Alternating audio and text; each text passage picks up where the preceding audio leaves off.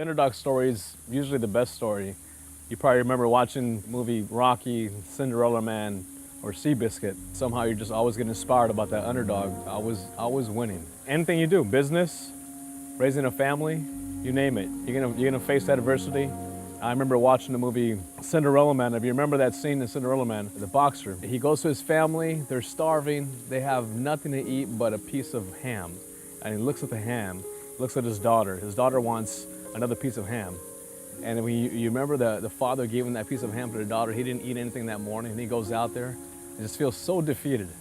But he goes out there and transforms his life, goes back in the ring, goes out there and wins and celebrates, and he puts us in tears when you think about somebody winning like that, how difficult it can be, but you're always rooting for the underdog. We root for the underdog because I think deep down inside we're all an underdog. You're rooting for that person who's got the heart and courage, and they go through that adversity. And typically, we all go through that in life, whether it's your finances, raising a family, beginning a business. If you practice faith through adversity, you generally just break through barriers.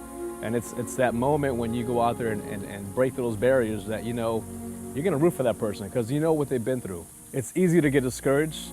Faith through adversity, once you go through that and you experience that, you're gonna know what you're made of. But you gotta go through that. You gotta be tested. You're looking at a former bill collector, my background. I didn't think I could do this business. I didn't pass my exam a few times. I had a lot of doubt, a lot of fear, like a lot of people out there. But it was typically my environment. It's the people you hang out with. I was around a lot of mediocre thinking people, and I became one of those people, and I didn't believe in myself.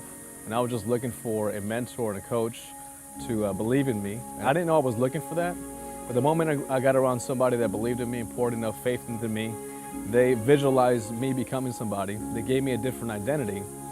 They pour enough belief onto me, just like you would to your son or daughter. They're a seed that you got to go out there and water.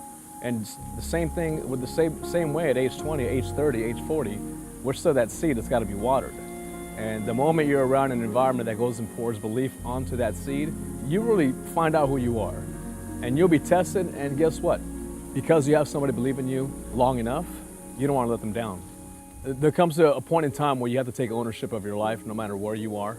I remember reading a quote that says that an owner will change his personality to keep his commitment, but a victim will avoid commitments to keep his personality.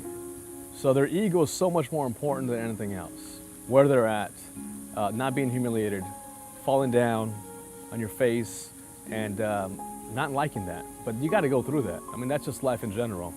And until you're around the right environment of someone that's gone through that, and you know they've gone through that, you know their story, you know their struggles, you know they practice faith through adversity, and you just got to go through the same path.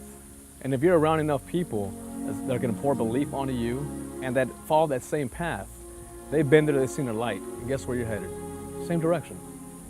But you got to find the right people. It's the most important part.